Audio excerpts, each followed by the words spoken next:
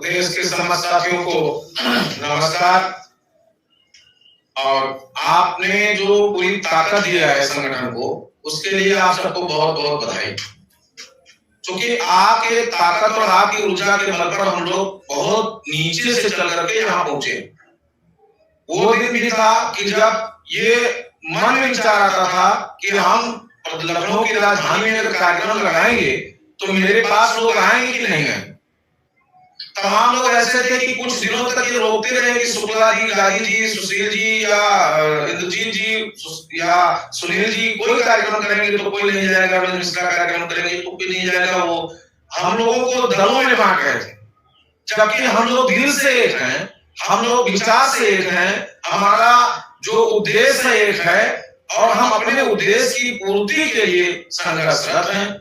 और निश्चित रूप से आप सबका संघर्ष काबिल तारीफ था कि आप लोगों ने मुझे जो ऊर्जा दिया।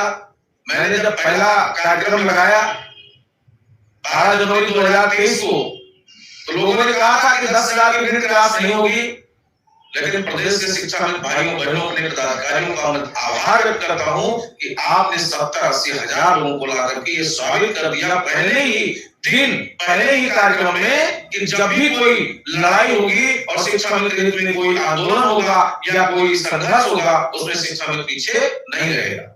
खैर, उस संघर्ष को जैसे ही आगे बढ़ाया गया, वार्ता हुआ, शासन में थोड़ा हलचल हुआ, हमारे समय में एक छोटा सा संशोधन हुआ और शिक्षा मित्रों को 60 वर्ष के लिए, मेरी मांग 62 वर्ष की थी, 60 वर्ष के लिए आपकी सेवाएं सुरक्षित की गई। तत्काल एक कार्यक्रम लग गया और उस कार्यक्रम ने हमारी धारा को मोड़ा, लेकिन फिर भी हमने शिक्षा मित्रों को जोड़ने के लिए उस कार्यक्रम को बल प्रदान किया और 20 फरवरी के कार्यक्रम को पूरी ताकत के साथ करने का हमने लोगों से अपील किया। उस कार्यक्रम को हमने पूरी ताकत से किया, कराया। जितने भी साथी 20 फरवरी के कार्यक्रम में उपस्थित थे, उन्होंने देखा कि किसने शिक्षा में हित की बात किया, कितना हम लोग मजबूती से वहां अपने पक्ष को रखे। फिर निरंतरता में हम लोग वेटिंग में थे, हम इंतजार करते थे, अधिकारियों से मिलते रहे और मिलते मिलाते फिर हमारे दिमाग में आया कि हमको कार्यक्रम को फिर से खत्म करना चाहिए। हमने माननीय विधायकों को ज्ञापन दिया, विधान परिषद सदस्यों को दिया। नमस्कार साथियों, वीडियो आप सभी शिक्षा मित्र साथियों के लिए बेहद ही महत्वपूर्ण होने वाली है। दरअसल आज की ये खबर आप सभी के अस्थायीकरण को लेकर व रिसेंट में मिलने वाले मानदेय को लेकर है। दरअसल कब तक मानदेय आपका आने वाला है और मानदेय के साथ साथ अगर हम बात करें अस्थायीकरण की क्या चर्चाएं हैं सरकार में, इन सारी बातों के ऊपर इस वीडियो में चर्चा करेंगे। सभी साथियों से एक रिक्वेस्ट है, वीडियो को आप पूरा देखें। चैनल को अभी तक आपने सब्सक्राइब नहीं किया है, सब्सक्राइब भी कर लें। अब चलते हैं अपडेट पर। विनिमय समिति की एक बैठक का भूत सवाल है पूरे प्रदेश को, और उसने कहा कल है एक बैठक होगी और उसमें हो जाएगा।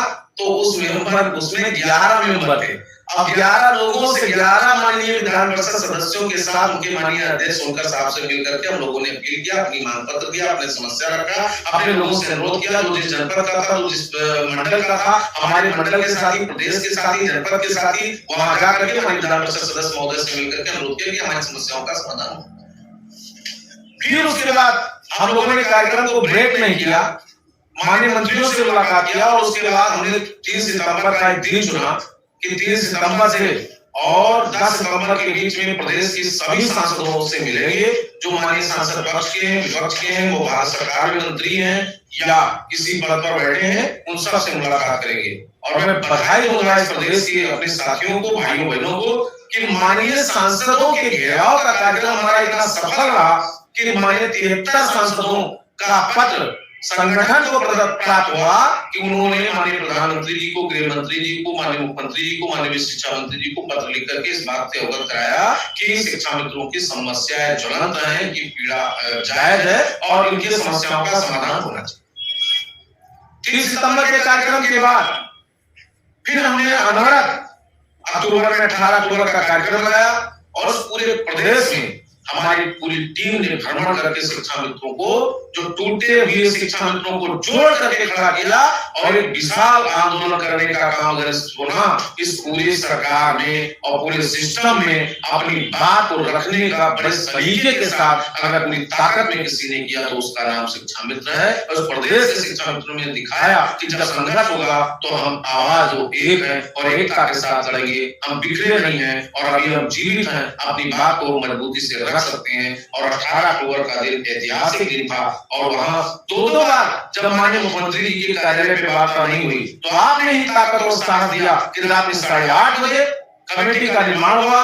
माननीय प्रमुख सचिव महोदय के यहाँ बुलाया गया और उन्होंने मेरी बात को सुना, संज्ञानित किया और मैं बधाई दूंगा माननीय एमएलसी ध्रुव कुमार त्रिपाठी साहब को, वो हमारे संरक्षक हैं, अभिभावक